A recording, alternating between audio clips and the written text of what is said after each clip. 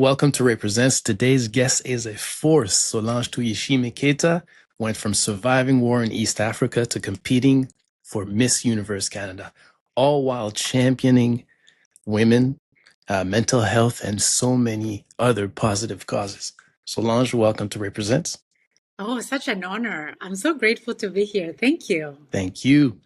So listen, as I said earlier, you went from, surviving a war in East Africa, which you speak very openly about, to becoming Miss Canada International and now leading a national organization. What do you think little Solange would say about all these great accomplishments you're doing now? Yeah, so for me, I always say I dedicate everything to little Solange. Mm, Like that 11-year-old girl, everything is about her, for her, and with her. Like, I'll never forget after the war and genocide, we're in a refugee camp. We are sleeping in a tent, right? Like you go from having a home, a safe, well-built home, as like despite what people think that Africa might be poor, no, like very well, doing well, wealthy. But conflict and genocide, of course, is something that comes like it's unpredictable and it's very traumatizing. But we're in the middle of a refugee camp. And the person that allowed us to put our tent in their yard, I was standing in front of their door and I'm this little girl and I'm watching other girls go to school. And I can feel it vividly. And I was like, one day I'll be standing in front of thousands of people and I will be inspiring them. So imagine like an 11-year-old girl who has like two dresses, sleeping in a tent with the whole family, like not even like a tent per a few people, like the entire family in a tent. And you go and you tell someone, one day I'll be standing in front of thousands of people. Like they would have said, yeah, sure, little sure. girl. Sure. It was a great dream. So you So knew like, very early. yes, like you don't know what it means technically, but I started listening to her more than everybody else. So like every time I started school in a new country, I could remember that Solange can be first in class. I mean, for those of you who haven't done some of the systems, we used to get report cards and they would tell you who was number 1 to 10. And then if you're not in there, like there's going to be a conversation at home about what you're not doing well. So like I kept listening to that Solange that dreams big, that never defines herself by the circumstances, that is seeing a life beyond just a refugee and a Mhm. survivor of a genocide. So even when you just talked about Miss Canada International, when I was invited to Miss New Brunswick, because we moved to New Brunswick when we arrived in Canada, at first I was like, well, I've never done these things. Like, no. And then I remember the 11-year-old Solange who said, one day I'll stand in front of thousands of people. I said yes. A week before the entire pageant, I went wearing Walmart shoes and a Walmart dress. And winning that was proof that if you listen to that 11-year-old Solange, she's got something to tell you. So I love that girl tremendously. I listen to her and I thank her all the time.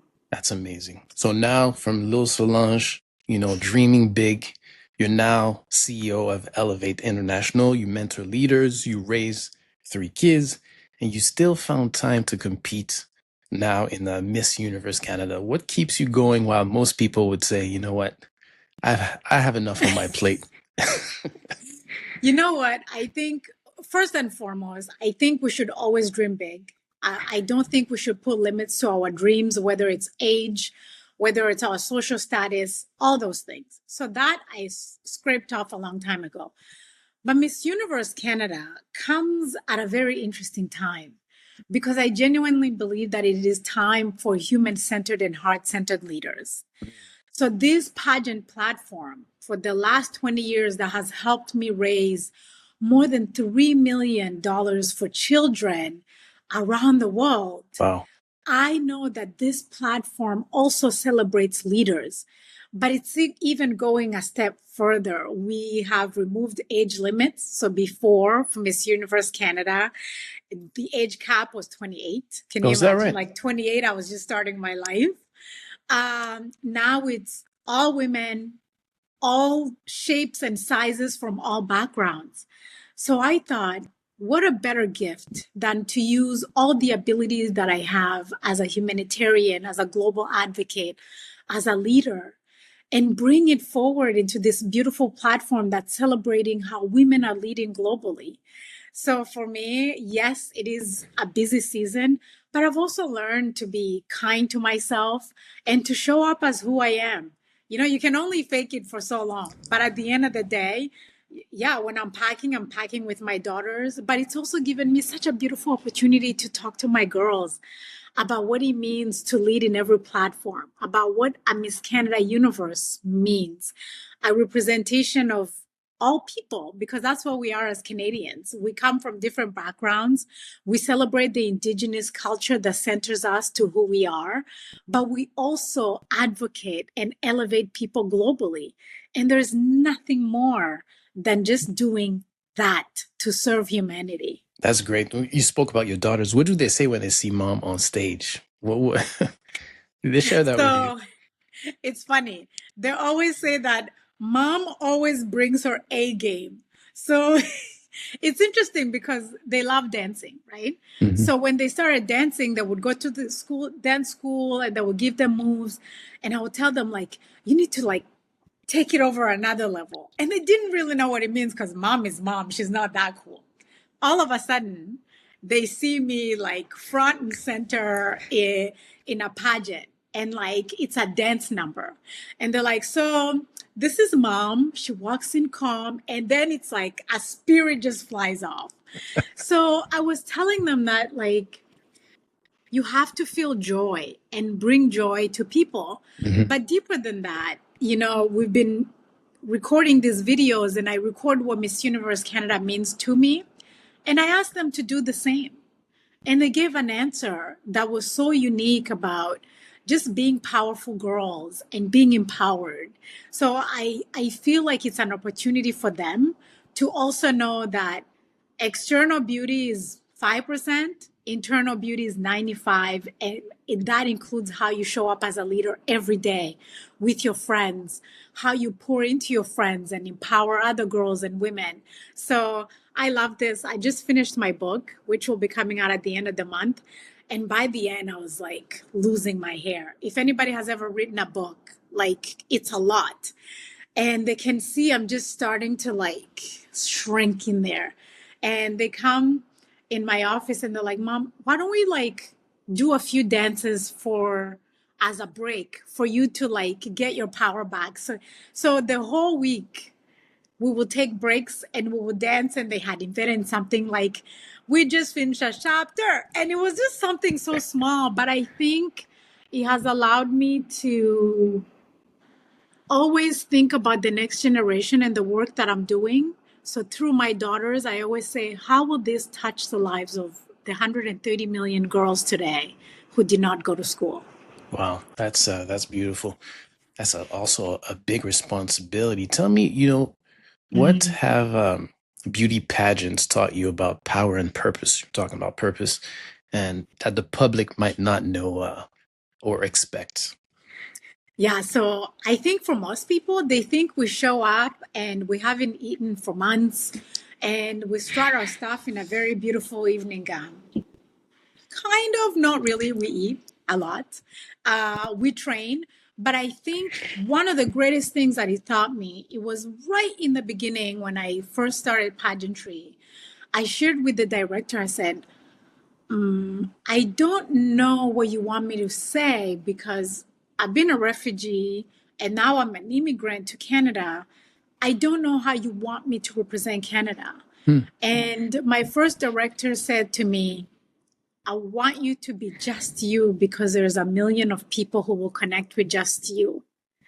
So I think it taught me that any platform, you may see people look a certain way, or you may see the past having looked a certain way, but your authentic voice and leadership will shine naturally if you show up as all you.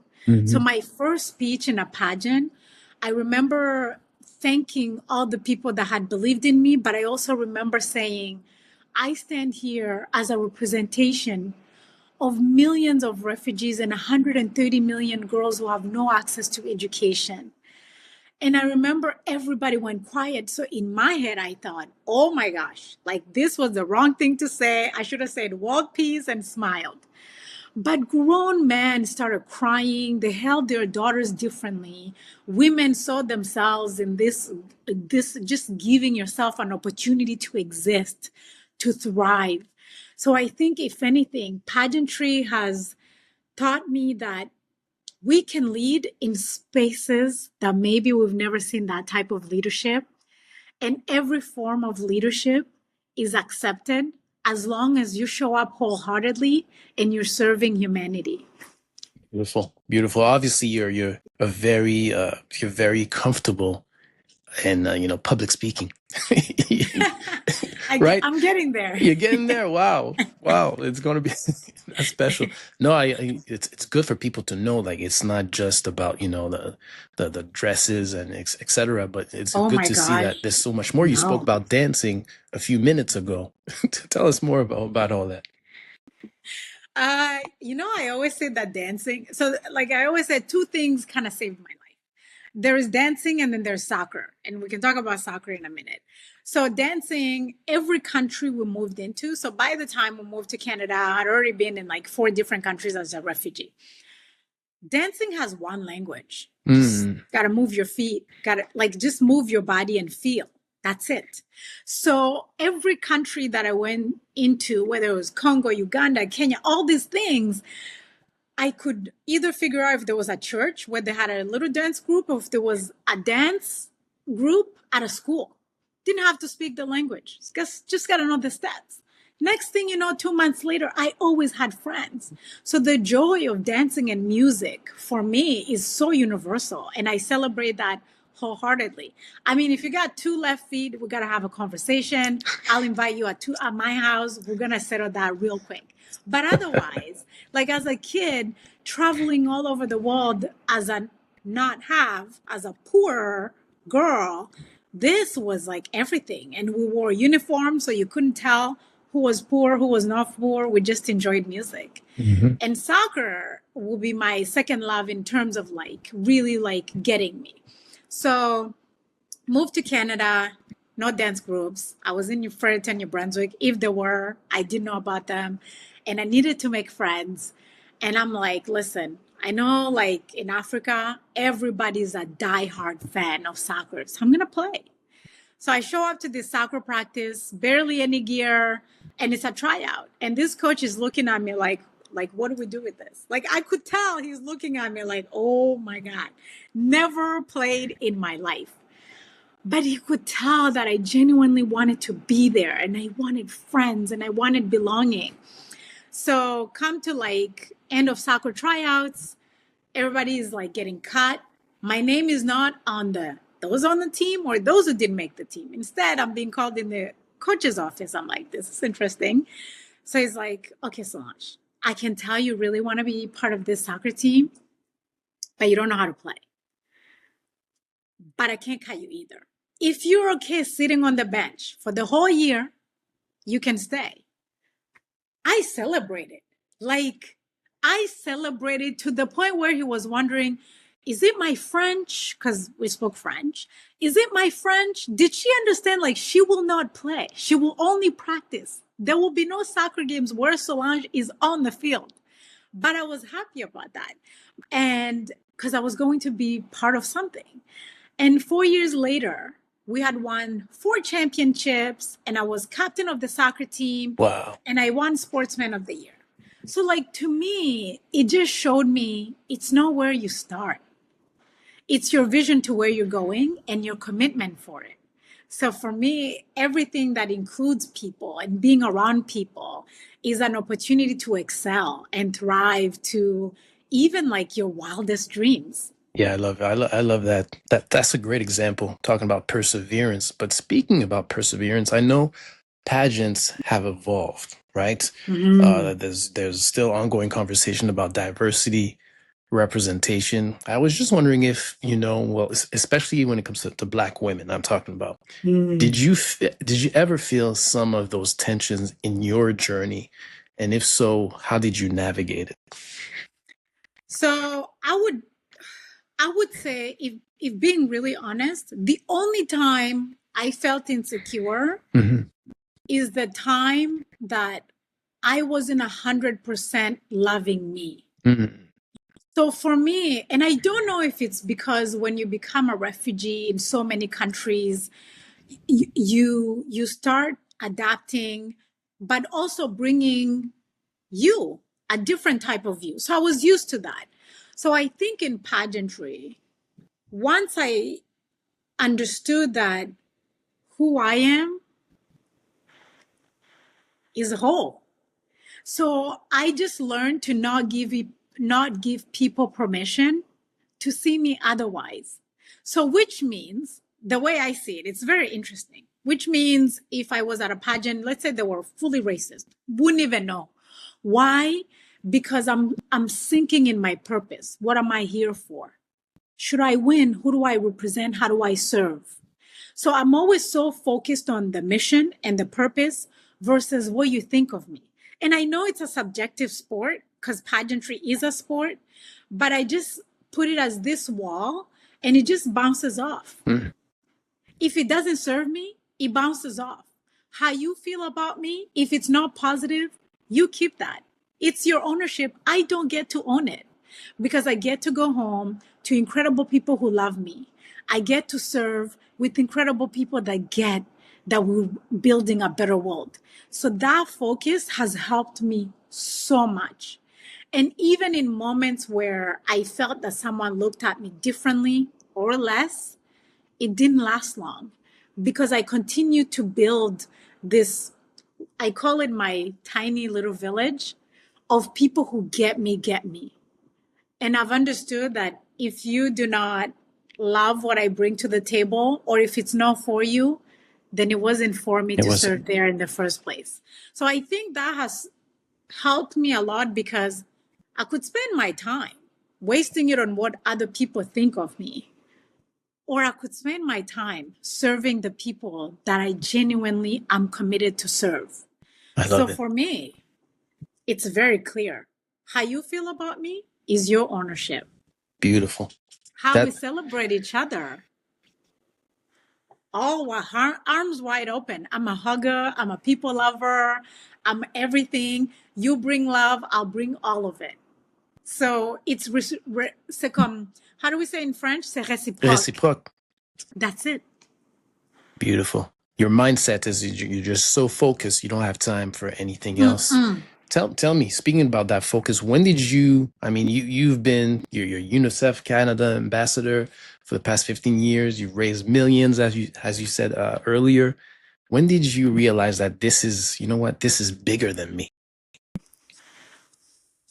Oh, such a good question, especially from someone who comes from a trauma background. So when we come from a trauma background, we do two things.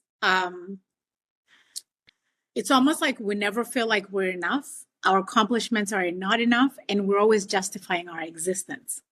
So for the longest time, whenever people will celebrate an accomplishment, I didn't know how to receive it.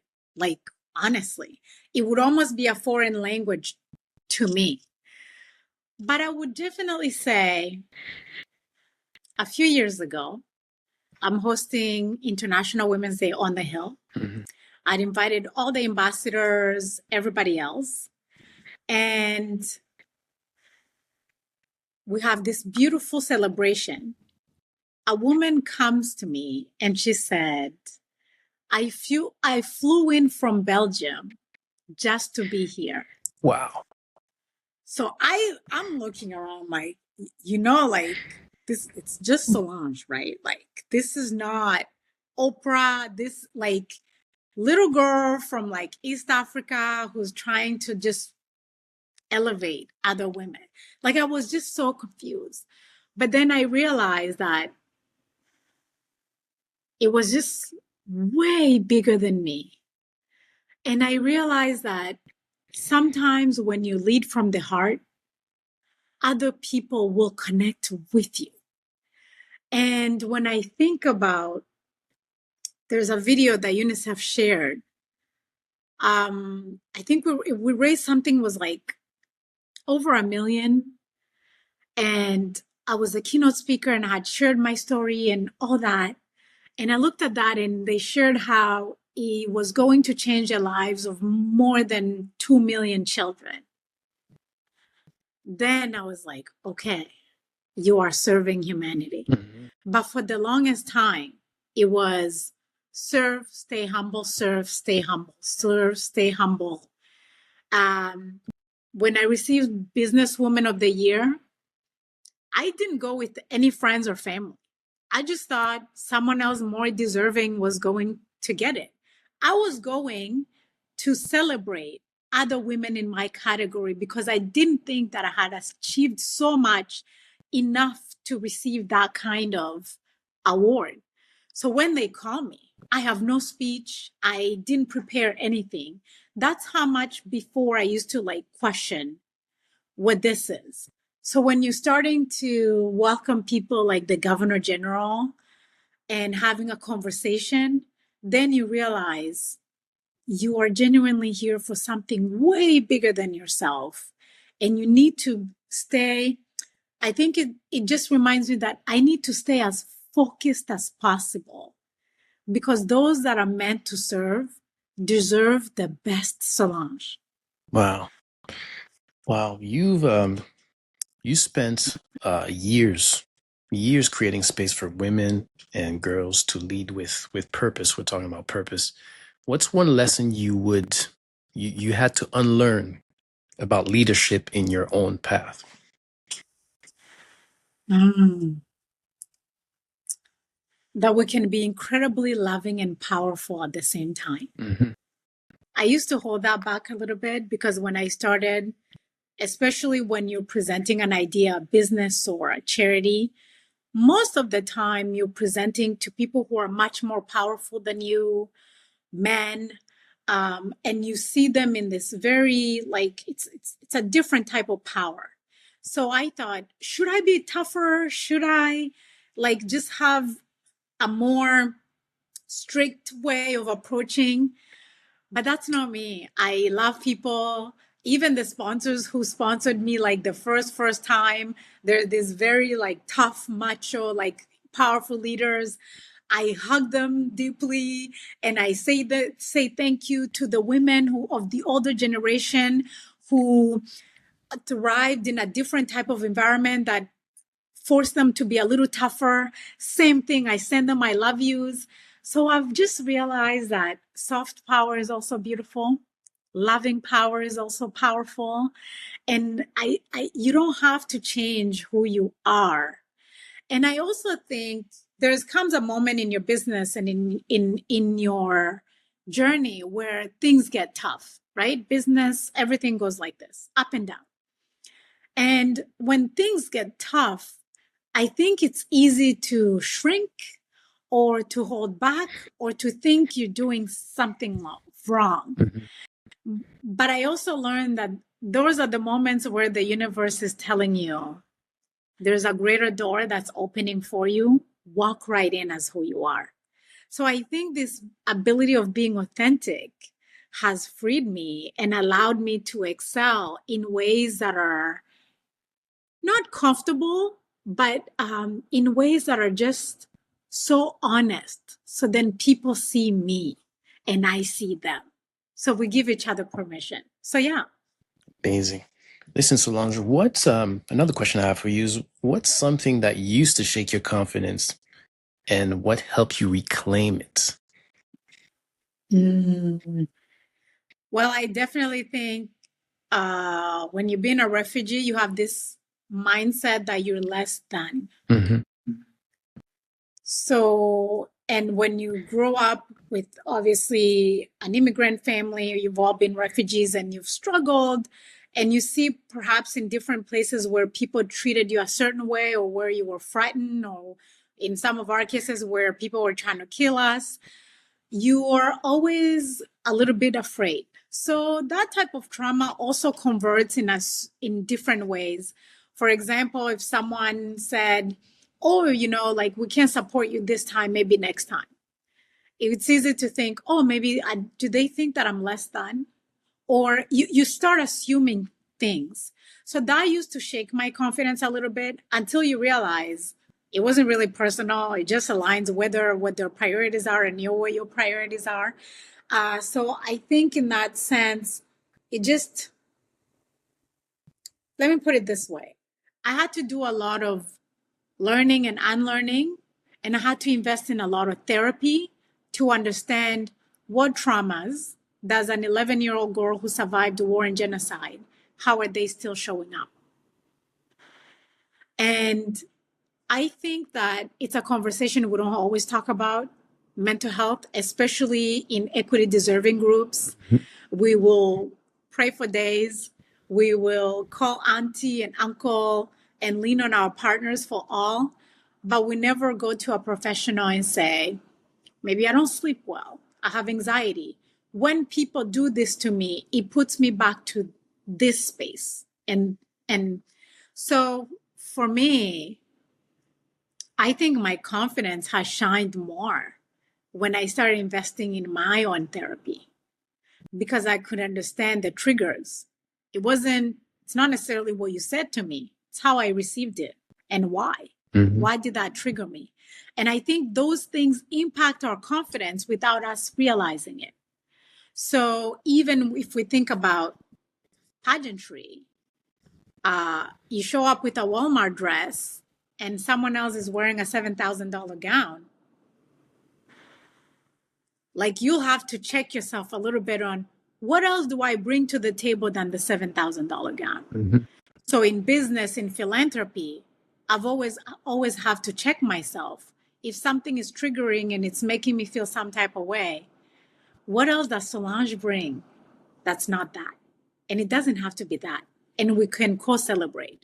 So like, I feel like my confidence evolves more and more that I invest in myself and I understanding myself. Because sometimes we give ownership to other people to make us feel great. Mm-hmm. And it's not their responsibility.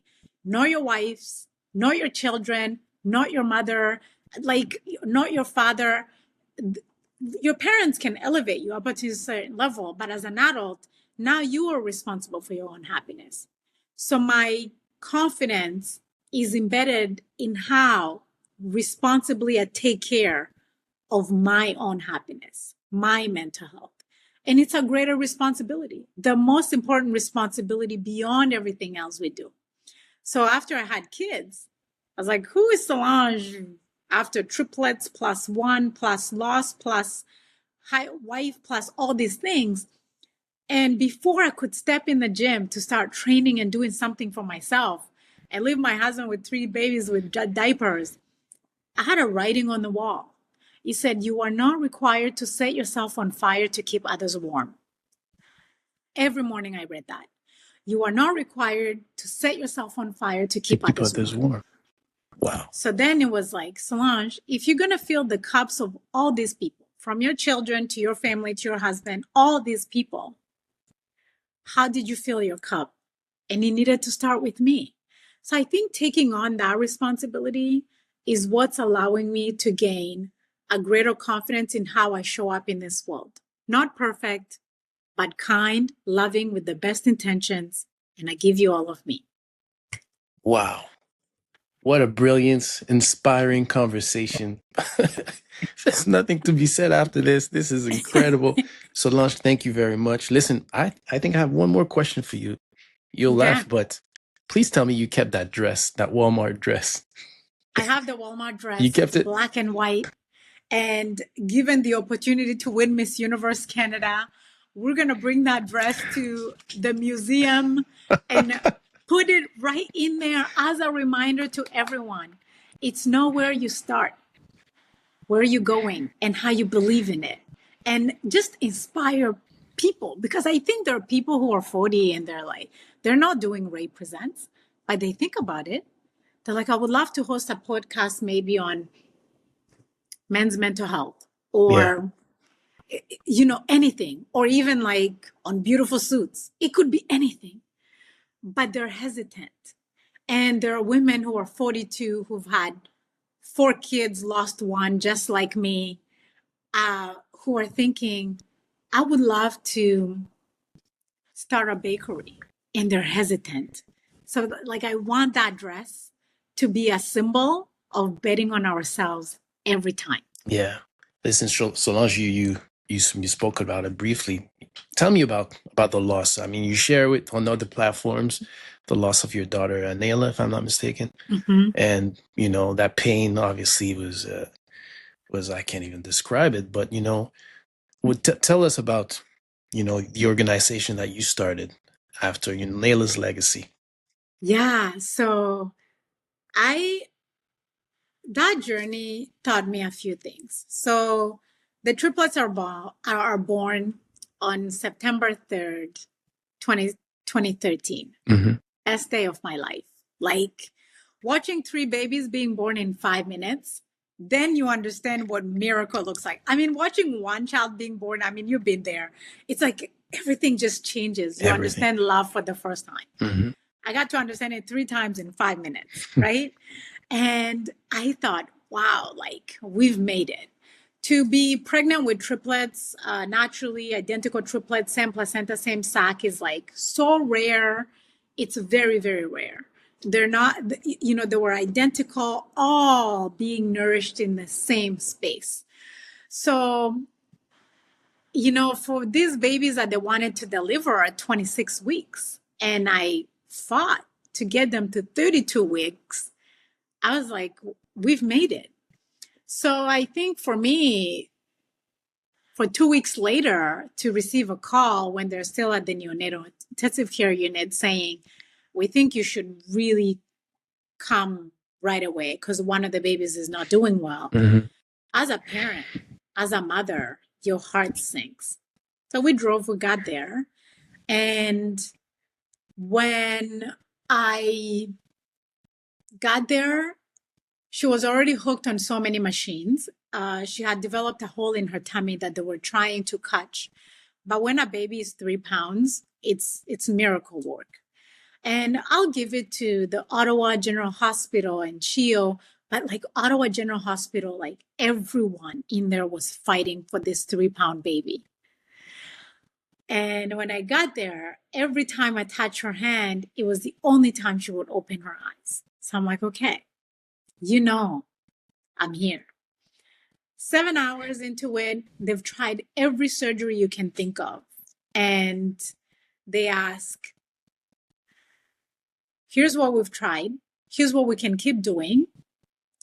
And here's what would happen if she survived this. This is what we would need to do if she survived it. Now we're having like 10 ifs. And I looked at myself and I said, okay, like, what do we do? Because you've done all your prayers by that time. And, you know, they say, like, it's really up to you. We can let her go or we can continue. But 7-hour surgery for a 3-pound baby, I mean, you've given me like all. You've given us everything.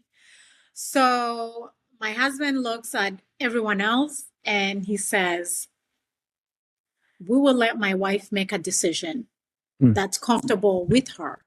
And then the rest of us will support. And I knew, like, this is it. Because you look at this child who's now hooked on more machines than anything else to keep every single part of her body function. And you know, so I made the toughest decision to let her go. And I remember thinking, like, how do I do this? So they started hooking her to all the machines. At this point, like, even the surgeons are like dripping in tears. And I hold her so that she can pass away in my arms. And in that moment, I thought I could be ungrateful and devastated, or I could be immensely grateful. Because when you've seen a genocide, when you've seen a war, when you've seen a refugee camp, you know that there are millions of parents who lose children and nobody was helping them fight for their child. And they were alone. And they will never understand the injustice and everything in between. So I was very grateful that she's in my arms during this moment. But in that moment, I was also in the middle of the neonatal intensive care unit. So there are so many other parents around with their children, and they are in the neonatal, and they're hoping that their children will make it. So I also thought, I can't fall apart in here, because I also need to give them hope. So in that moment, I also learned that in our most devastating, worst moment of our lives, we also have the ability to give hope. One does not take away from the other.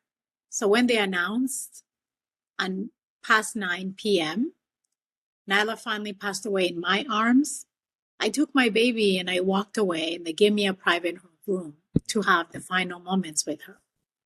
So I think for me, it's made me such a better human being, because it was one of those moments where I say, I'll never wish this pain to even my greatest enemy. So to me, when the world is fighting, one country versus the other, one ethnicity versus the other, I always say, unless we're in the middle of that conflict, our job is to unite humanity and to help them both, and to tell them that this is not how we lead as human beings. So I never take a side. I always look at how can we help people, whether they're in conflict, poverty, or surviving from the most devastating circumstances. How can we help people so that every mother can have a healthy and safe child at home? And how can we help every baby? Because I think that for me, one of my roles in this world is to help more mothers never feel this pain. It's a pain that never goes away. Mm-hmm. But for me, I live it differently, because they also taught me that everybody is in this world for the time that they're meant to be here. So while we wish, I always say, I hope I'll be 105 and I'll dance in my underwear and that'll be my last Instagram post. You're 105, you're like, peace out, I'm out. But at the same time, you also taught me that whether you've done 2 days in this world, 100 years, or 50 years, that is the time that you were meant to be in this world. So when I look at Nyla's legacy, I always say Nyla's legacy are the little footprints that will last a lifetime. When I look at how her story has helped me advocate for millions of babies around the world and give them access to nutrition and mosquito nets and vaccines, that's Nyla. 10 days in this world is giving a lifetime to 1 million children that I'll never meet, that she'll never meet. But her legacy lives on. So that, to me, you've done well, my child. You've done well, and you're with us every time. So every year on September 13th, we celebrate, family come over, we have Angel Day, we have a cake, the girls cut it, we share it with all the people, and we share so much love. And her spirit stays with us all the time. Beautiful. Hey, thanks for sharing that with me. That's very emotional, I understand, but yeah, I appreciate you sharing that with me. Thank you. It was meant to be. Yeah. Listen, Solange, tell the people where they can find you. Emails, obviously, I'll share on my platform when I do the editing. But tell the people where they can find more information about the great work you're doing in the community. Yeah, so personally, MissSolange.com, as we talked about Little Solange. So everything for me is Miss Solange. Mm-hmm. That's how much I honor her, MissSolange.com. All social media platforms is at Miss Solange. But the beautiful work we're doing for women and girls at elevateinternational.ca.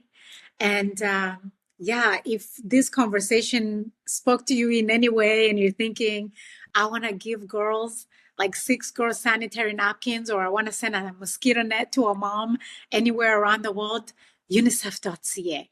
And you can also go directly to my own UNICEF channel, which Mhm. is unicef.ca/elevate. So Perfect. all those things. And yes, vote for me for Miss Universe Canada, follow our journey. And together, let's tell the world something different about hope, healing, and becoming. Love it. You know, I always end my conversations with this phrase is we learn today and we lead tomorrow. So thank you very much for your time. Thank you for your leadership, and thank you for creating such a platform where all of us feel comfortable to share, to exist, and to elevate our voices. Thank you. Thank you.